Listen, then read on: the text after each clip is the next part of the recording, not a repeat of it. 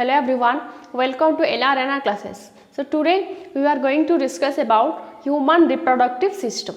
So under the human reproductive system, first topic is our male reproductive system. Okay, human reproductive system में male जाता है, female जाता है, then fertilization, then gametogenesis. Okay, ये सब आएगा. So पहले हम जानेंगे क्या about male reproductive system. Okay, so this is the structure of male reproductive system, and there are different parts of male reproductive system. What are the parts? First, scrotum. Okay, first scrotum से हम start करेंगे. Scrotum, then scrotum के अंदर क्या है? Testis. Testis is present within the scrotum. Scrotum के अंदर testis present है. Then vasa efferentia, vas deferens, epididymis, ejaculatory duct, urethra, penis, and 3 accessory glands. What are the accessory glands? First prostate gland, then bulbourethral gland or Cowper's gland, then seminal vesicle. Okay, so first हम जानेंगे about scrotum. ये होता है आपका scrotum sac. Okay, ये एक sac like structure है and singular बोलेंगे हम क्या? Scrotum and sac को बोलेंगे scrotal sac. So ये क्या है? This is present between the thighs. Okay, ये जो male reproductive system जो होता है mainly the whole reproductive system is present outside the body cavity, outside the abdominal cavity of body. Abdominal cavity के बाहर आपका जो male reproductive system present है. Okay, and the scrotal sac is present and hangs between the thighs. Okay, and starts from the root of the penis. Okay, that is the scrotal sac, and it is made up of loose pouch of skin. It is made up of loose pouch of skin. Okay, and within the scrotal sac there is testis is present. Okay, scrotal sac के अंदर क्या present है? Testis present है, and testis is the main reproductive organ of male reproductive system. Okay, testis is the male reproductive organ, क्योंकि वहाँ male gamete production होता है. Testis के अंदर ही मेल गैमेट प्रोडक्शन होता है जो रिप्रोडक्शन में पार्ट लेगा. एंड मेल गैमेट कहाँ प्रोडक्शन होता है? टेस्टिस में. So testis is the main reproductive organ, and ये सारे सब associative reproductive organ. Okay, so there are 2 testis are present within 2 scrotal sac. Okay, 2 testis present है, and the 2 testis are present outside of the body cavity. Okay, outside of the abdominal cavity, because scrotal sac hangs below the abdominal cavity. Okay, and scrotal sac also यहाँ से आपका body cavity खत्म होता है, यहाँ से body cavity outside होता है.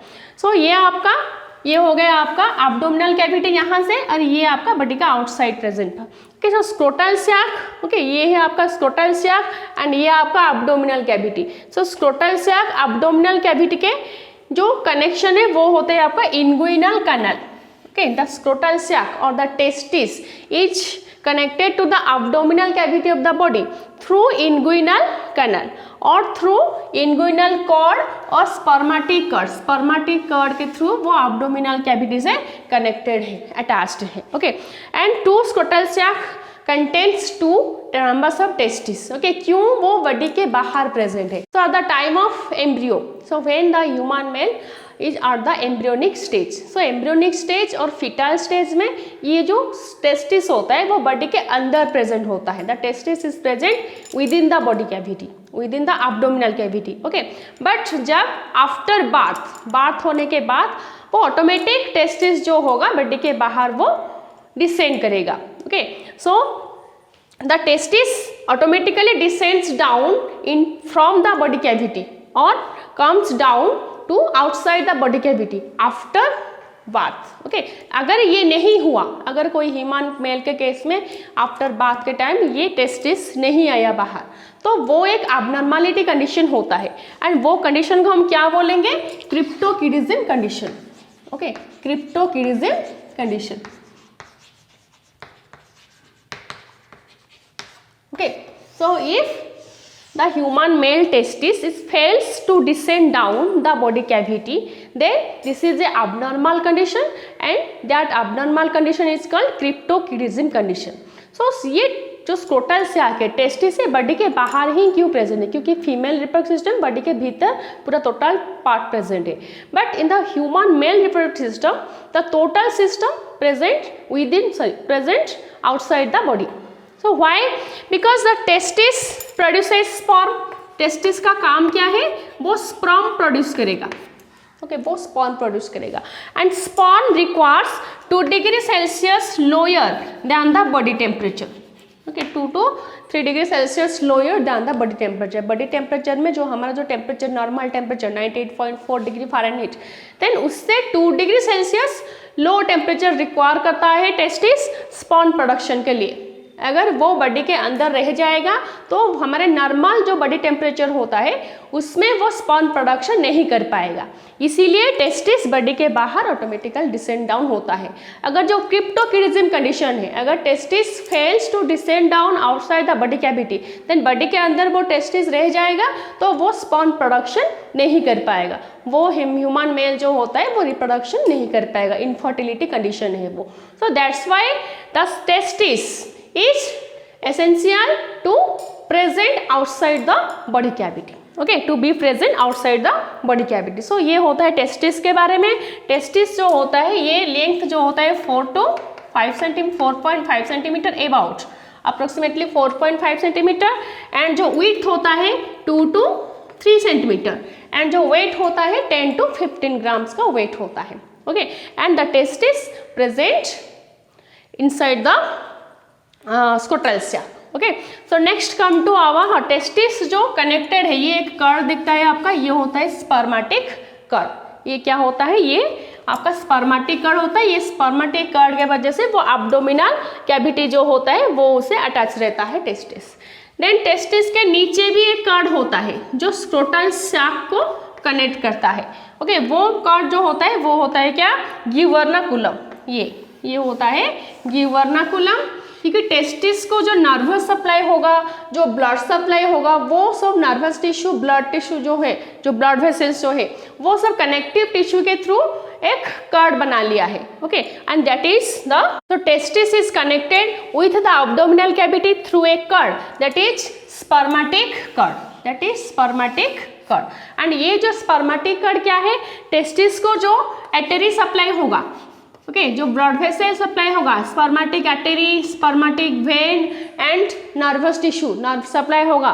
देन ये सारे ब्लड वेसल्स और नर्व्स मिलकर एक कनेक्टिव टिश्यू के थ्रू बाइंड होकर एक कर्ड शेप बनाते हैं, एक कर्ड लाइक स्ट्रक्चर बनाते हैं, वो होता है spermatic cord. Okay, another cord also connected to the testis to the scrotal sac, that is the gubernaculum. Okay, so ये दोनों cord attached to the testis, one is attached to the abdominal cavity and another one is attached to the scrotal sac. One होता है spermatic cord and other one is the gubernaculum. Okay, so this is the structure about testis.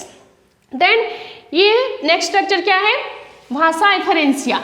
भाषा एफरेंसिया जो structure है वो testis के अंदर present है। जब हम टेस्टिस के एनाटॉमी के बारे में डिस्कस करेंगे तब ये कर्ड को हम जानेंगे। ओके, ये होता है आपका एक accessory duct, this is one of the accessory duct जो एक पाथ प्रोवाइड करता है, स्पर्म को पाथ प्रोवाइड करता है to reach up to the urethra. So जब हम टेस्टिस के एनाटॉमी के बारे में पढ़ेंगे, द एनाटॉमी ऑफ टेस्टिस जब पढ़ेंगे, देन ये भाषा एफरेंसिया बारे में हम डिस्कस करेंगे, वो स्ट्रक्चर को हम तभी पढ़ेंगे। Then come to vas deferens. Okay, what is the vas deferens, this is the vas deferens. Okay, vas deferens से पहले आपका क्या आता है, एपिडिडाइमिस। वास्ट डिफरेंस से पहले आपका आता है एपिडिडाइमिस। ओके, सो जब स्पर्म यहाँ से तैयार होगा, sperm is produced with in the testis. जब एक्सेसरी डक्ट के थ्रू स्पर्म बाहर निकलेगा, देन एपिडिडाइमिस से एंटर करेगा, sperm enters into the epididymis. It is a coiled like structure present above the testis. Okay, जो टेस्टिस के ऊपर जो कॉइल लाइक स्ट्रक्चर है वो होता है आपका एपिडिडाइमिस। वो उसका भी 3 पार्ट्स है। ओके, वो भी हम डिस्कस करेंगे नेक्स्ट क्लास में। So epididymis provides a path, okay, to cross the sperm and enters into the vas deferens. तो स्पर्म यहाँ से जब निकलेगा एपिडिडाइमिस में एंटर करेगा, यहाँ से टेम्पोररीली कुछ टाइम के लिए वो रहेगा मैच्योर होने तक, देन वो टाइम आने से वो यहाँ से वास्ट डिफरेंस के थ्रू निकलेगा। Then it provides a path for sperm. Okay, it provides a spermatic path. So this is the epididymis present above the testis. Then epididymis जहाँ से खत्म होगा वहाँ से आपका स्टार्ट होगा vas deferens. Okay, जहाँ से आपका epididymis खत्म होगा वहाँ से स्टार्ट होगा आपका vas deferens. Vas deferens also provides a spermatic path and reach it to the urethra. But difference क्या है, ये जो vas deferens जो है टेस्टिस से निकलते हुए जाता है कि कहाँ, एब्डोमिनल कैविटी में. ओके यहाँ से निकलकर एब्डोमिनल कैविटी में वो एंटर करता है, क्योंकि यहाँ से ऊपर आपका एब्डोमिनल कैविटी है, बॉडी के अंदर वो एंटर करता है vas deferens. ओके यहाँ आपका vas deferens. नेक्स्ट डक्ट आपका vas deferens. नेक्स्ट आपको पता है एपिडिडाइमिस के बारे में. Then come to ejaculatory duct. Okay जब ये होता है आपका vas deferens, okay then vas deferens produces forms a swelling structure. Okay एक फूला हुआ स्ट्रक्चर, स्वेलिंग स्ट्रक्चर वो फॉर्मेशन करता है, वो होता है आपका आम्पुला. ओके ये होता है आपका आम्पुला.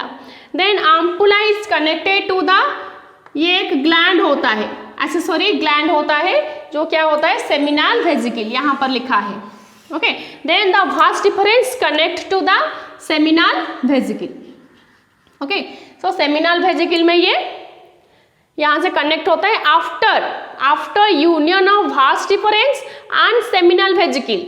यहाँ से जो डक्ट स्टार्ट होगा वो होता है आपका ejaculatory duct. Okay after union of seminal vesicle duct and vas deferens duct, then ejaculatory duct is formed. This is the ejaculatory duct and this one is the seminal vesicle, one of the accessory gland. यहाँ से इसका secretion sperm से मिलेगा, mix होकर यहाँ से पहुँचेगा.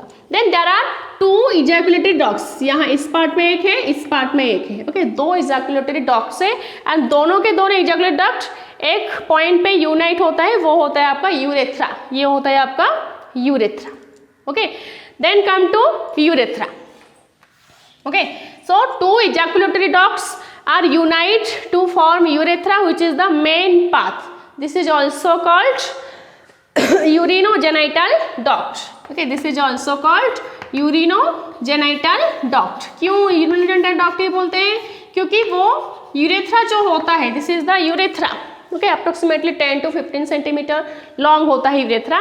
Then ये यूरेथ्रा जो होता है इसे यूरिनोजेनाइटल डक्ट भी बोलते हैं. क्यों, क्योंकि ये एक्सक्रीशन सिस्टम में जो नाइट्रोजनस वेस्ट मटेरियल को रिलीज करने में, यूरिन को रिलीज करने में ये हेल्प करता है एंड ऑल्सो रिप्रोडक्शन में भी एक पार्ट रोल प्ले करता है. So that's why it is known as urinogenital duct. So urethra is of 3 types. Okay urethra is of 3 types. Okay so urethra जो पूरा यूरेथ्रा जो होता है ये 3 सेगमेंट पे डिवाइडेड होता है. सो ये एक होता है prostatic urethra. First one is prostatic urethra and next one is membranous urethra. Next one is membranous urethra and last part is penile urethra, क्योंकि ये पेनिस से कनेक्टेड होता है, that's why it is known as penile urethra. So ये prostatic urethra क्यों, क्योंकि this part is connected to the gland, prostate gland. Okay ये होता है आपका prostate gland, one of the accessory gland. This is the accessory gland, prostate gland. So ये prostate gland के पास जो यूरेथ्रा का जो सेगमेंट प्रेजेंट होता है वो होता है आपका prostatic urethra. Then come to membranous urethra, then come to penile urethra. Okay जो पेनिस से रिलेटेड है, पेनिस से अटैच्ड है. Then there are 3 types of urethra and urethra is connected to the urinary bladder and also it provides a path for sperm release. Okay, that's why it is named as urinogenital duct. Then come to penis. Okay, so penis is divided into 3 segments. First one is root. Okay, first part is root or radix part. Root or radix part. Then come to the body part. The body part or corpus part, body or corpus part. Then come to your skin. Okay, then come to your skin part. Okay, so penis is covered by the epithelial tissue.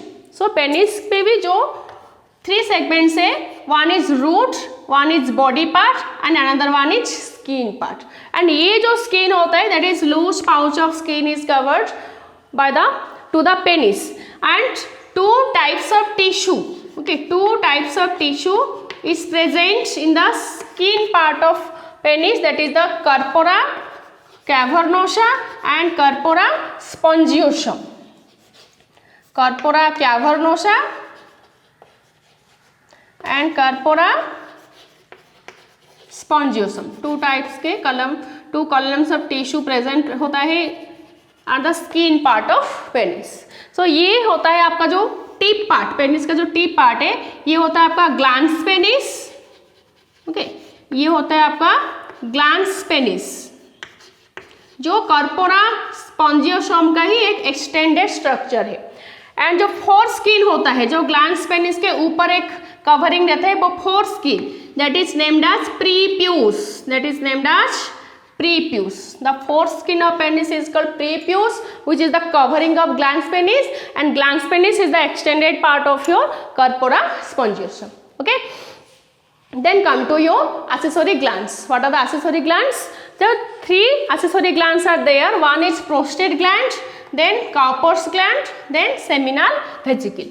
So ये होता है आपका one prostate gland, and ये होता है आपका two seminal vesicle. Then another gland is there, यहाँ present होता है, वो होता है आपका काउपर्स ग्लैंड और bulbourethral gland. Cowper's gland और bulbourethral gland. So prostate gland जो होता है ये बॉडी में एक ही ग्लैंड प्रेजेंट होता है, prostate gland. Prostate gland is the one, only one, the unpaired gland. Okay, वो होता है अनपेयर्ड ग्लैंड, और एक ही प्रोस्टेट ग्लैंड प्रेजेंट होता है within the male reproductive system. Okay, and seminal vesicle दो नंबर्स में प्रेजेंट होता है, प्रेजेंट इन ए पेयर, और two numbers of seminal vesicles are present, and two numbers of bulbourethral gland और two numbers of Cowper's gland also present. Okay, so seminal vesicle and prostate gland and Cowper's gland, three types of glands are present within a male reproductive system. So let's know about the secretions of accessory glands. So three types of accessory glands: seminal vesicle, prostate gland and Cowper's gland. Okay, seminal vesicle secretes a viscous yellow fluid which contains prostaglandins. Okay, and the prostaglandins provides nutrition to the sperm, the developing spermatozoa, and also protects the sperm. Okay, and ये जो secretion होता है वो nutrition का काम करता है and sperm को प्रोटेक्शन में भी काम करता है. Then come to prostate gland. Okay, single gland and present in a unpaired form, that is the prostate gland, and it secretes a thin milky white alkaline fluid. Okay, thin milky white alkaline fluid, and ये alkaline होने के वजह से ये it can neutralize the acidic medium within the vagina. जब sperm vagina के अंदर enter करता है, वेजिना मेनली एसिडिक होता है, जो उसका जो इंटरनल एनवायरनमेंट जो होता है, तो जिसके वजह से स्पर्म का सर्वाइवल चांस बहुत कम होता है. सो फर्टिलाइजेशन का चांस बढ़ाने के लिए ये अल्कालिन फ्लूइड सीक्रेट होता है to neutralize the acidic medium within the vagina and increase the chances of sperm survival within the female reproductive system. Then come to Cowper's gland. Okay, Cowper's gland also present in two numbers, and it secretes also alkaline fluid and also helps in neutralizing the acidic medium and also helps in lubrication of penis. Okay, then these are the different types of secretions from three different glands. So इन तीनों का जो secretion होता है, so यहाँ से जब यहाँ से स्पर्म प्रोडक्शन होगा, तो स्पर्म प्रोड्यूस होकर ये इस पाथ के थ्रू, एपिडिडाइमिस वास डिफरेंस के थ्रू यहाँ से, देन यहाँ से जब आएगा, देन द सेमिनल वेजिकल एक ग्लैंड है, सब ग्लैंड एक एक अपना सिक्रेशन करते हैं. सो ये जो ग्लैंड से जो अपना सिक्रेशन होगा वो सिक्रेशन स्पर्म के थ्रू मिसेगा. Okay, sperm and seminal vesicle का जो सिक्रेशन है वो मिक्स होगा. देन वो जब स्पर्म क्रॉस करेगा जो स्पर्मेटिक पाथ का, तो बीच में ओके जो रास्ते में जो भी ग्लैंड्स आएंगे उन सब का सिक्रेशन स्पर्म के साथ मिलते जाएंगे. यहाँ से सेमिनल वेजिकल का सिक्रेशन, यहाँ से कॉपर्स ग्लैंड का सिक्रेशन, प्रोस्टेट ग्लैंड का सिक्रेशन. सो यहाँ सारे सिक्रेशन मिलकर फाइनली एक लिक्विड रिलीज होगा, जो विस्कस ये व्हाइट कलर लिक्विड एक रिलीज होता है, that is called semen. Okay, so semen is the mixture of sperm and secretion of three accessory glands, and it contains mainly fructose element and also contains calcium, which provides nutrition to the sperm and also protects to the sperm. Okay, so semen is the एक important term है, that is the mixture of the three secretions of three glands and plus sperm. Okay, so this is all about your male reproductive system, overall structure of a male reproductive system and the secretions of three accessory glands. So next class में हम क्या discuss करेंगे about anatomy of testis. So ये testis को बारे में पूरा जानेंगे. ओके, टेस्टिस में कैसे स्पर्म प्रोडक्शन होता है, टेस्टिस के अंदर एक्चुअल कहाँ स्पर्म प्रोडक्शन होता है, इसके बारे में हम जानेंगे. सो आज के लिए इतना ही. Thank you. अगर कोई डाउट हो तो कमेंट सेक्शन में कमेंट कर देना. Thank you.